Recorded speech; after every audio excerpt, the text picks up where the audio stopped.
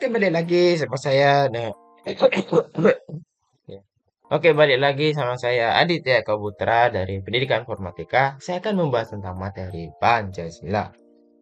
Ini ya, animasinya rumah desain saya sederhana saja, tidak usah ribet-ribet karena itu untuk waktu yang lama. Cukup gini aja kita next.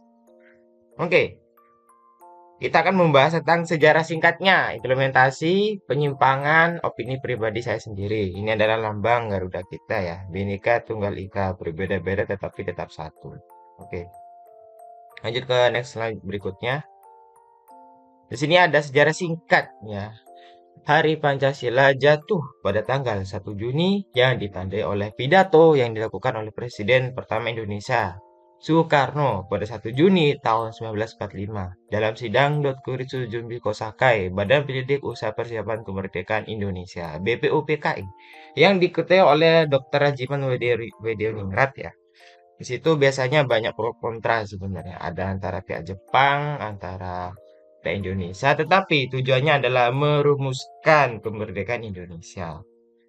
Dan itu diakhiri dengan peristiwanya ya, proklamasi itu turunnya bom anak kecil ya, Nagasaki dan Hiroshima. Iya, Little Boy and Fat Man oleh sekutu Amerika.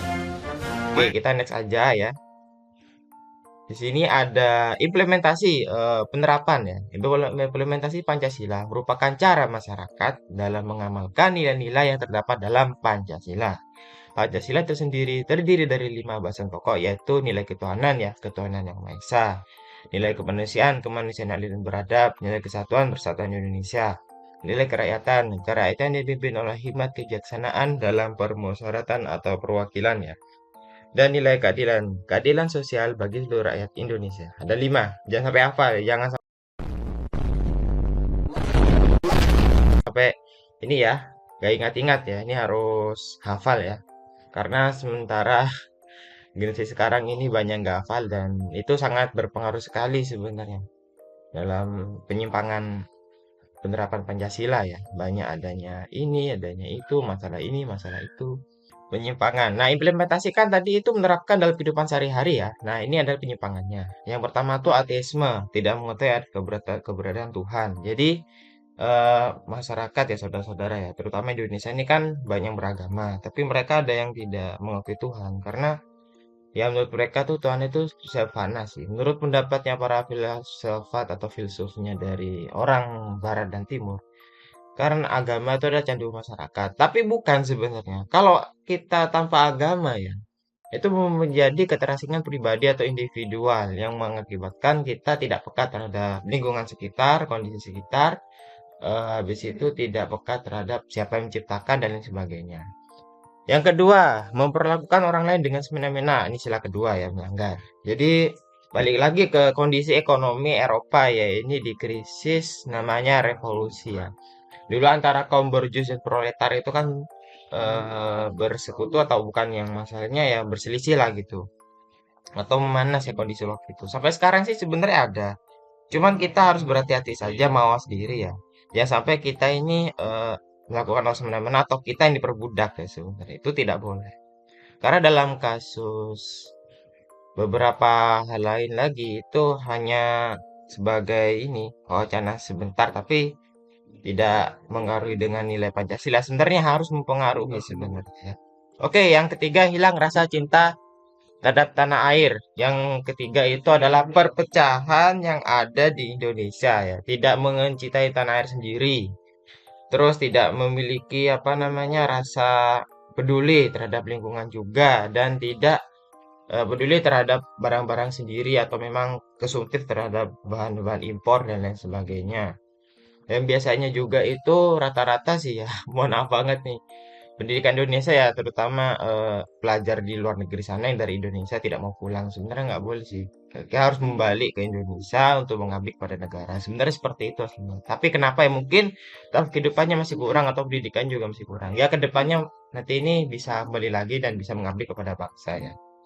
Yang empat, main hakim sendiri. Nah ini kasus seperti yang kemarin ya, Sambo itu sebenarnya sih ya itu cukup ironi ya menurut saya sih sangat-sangat mengenaskan bisa ada ada yang seperti ini, ada yang jaksa seperti ini, dan seperti lain sebagainya. Udah jelas-jelas salah, tapi kok masih mengelak saja, maksudnya tuh menghindar gitu. Dan juga ada pasal karet yang dibuat oleh pejabat yang tidak sesuai dengan sila keempat atau dari Undang-Undang 1945. Oke, kita lanjut yang kelima. Menghalangi orang lain untuk mendapat penghidupan yang layak sesuai dengan amanat Undang-Undang Dasar 1945 dalam kehidupan sehari-hari atau lini kehidupan ya. Jadi semua manusia itu memiliki hak ya, hak kewajiban, hak hobi atau lain sebagainya, kebutuhan ataupun tanggung jawabnya juga.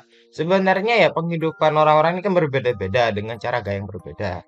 Sebagai manusia yang demokratis di Indonesia, saudara ya, meskipun kita itu dalam negara hukum, kita harus mengetahui sebenarnya, oh apa saja menjadi kewajiban kita, oh apa saja menjadi kewajiban orang lain. Nah, makanya dari itu, saudara, kita harus menerapkan penghidupan atau kesetaraan rakyat ya, kesejahteraan semua yang ada di Indonesia. Ya, semoga saja nanti tidak ada konflik lagi antara kaum internal dan eksternalnya Indonesia. Oke, kita lanjut ke merupakan ideologi bangsa Indonesia. Namun, menurut beberapa para ahli Pancasila ya atau filsuf ya, bukan ideologi, merupakan dari beberapa parlemen A dan asas sementara yang berlaku sehingga disebut dengan sebagai penengah antara ideologi bangsa lain, kanan kapitalis maupun kiri sosialis.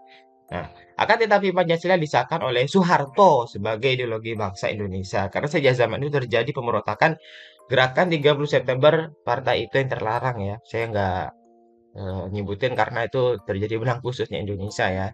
Serta memanasnya konflik luar yaitu Cold War atau Perang Dingin antara Amerika dan Uni Soviet ya. Ini saling-saling ya begitulah ya.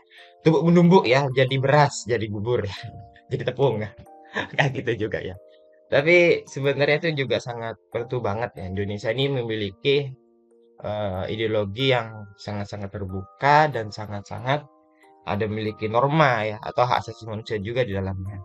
Dan faktor pemasaran internal bangsa Indonesia ya seperti itu. Korupsi, kolusi, habis itu apa namanya tuh sabotase dan lain sebagainya. Sebenarnya sih menurut ini saudara, menurut saya itu Pancasila memang penengah karena kenapa? Ideologinya itu ya dibilang ideologi ya bukan, yang dibilang filsafat sakti ya benar. Karena kenapa? Di sila pertama dan keempat itu sebenarnya kanan, 2, 3, 5 itu kiri. Saudara bisa meneliti sendiri di bukunya Tan Malaka, Narda Republik Indonesia. Oke. Nah, ini menurut Tan Malaka sendiri ya. Pendidikan bertujuan untuk mempertajam kecerdasan ya intelektual kita seperti apa, oh pemikiran kita seperti apa, memperkukuh kemauan, oh kemauan seperti apa, kita mau kemana dengan cara positif dan bisa berguna bagi orang-orang lain. Saya mendapat buku ini sebenarnya ini sangat-sangat ini berguna banget ya meskipun banyak yang nggak mau baca atau memang malas ya. Tapi ada pesan di sini dari tokonya waktu saya beli di lokal ya. Sebaik-baik manusia adalah yang bermanfaat bagi orang lain. Ya benar. Kemauan kita tuh sebenarnya banyak ya. Yang kita harus lihat, oh kemauan kita seperti apa, apa merugikan atau manfaatkan orang lain. Nah, terakhir ini dan memperhalus perasaan dan tidak termudah ya, tidak mudah maksudnya, aduh, salah ngomong lagi. Tidak mudah terprovokasi ya. Jadi perasaan kita ini selalu menjadi kuat ya atau kita tidak mudah goyah itu dihasut dan lain sebagainya. Jadi orang yang berilmu itu tidak hanya memiliki batas kemampuan, tapi memang memiliki apa namanya ya, beberapa kemampuan secara logis. Seperti kita membedakan atau memikir hal dua arah atau satu arah atau secara sistematis ataupun materialisme dan lain sebagainya. Oke, mungkin sekian dari saya ya. Saya nama lengkap saya ini lagi Edeka Putra NIM 1 ya dari kelas 2A Pendidikan Informatika Saudara ya. Mohon maaf banget kalau ada salah kata atau kurang lebihnya. Oke. Dan sampai jumpa di video berikutnya. Selamat beristirahat dan sampai jumpa.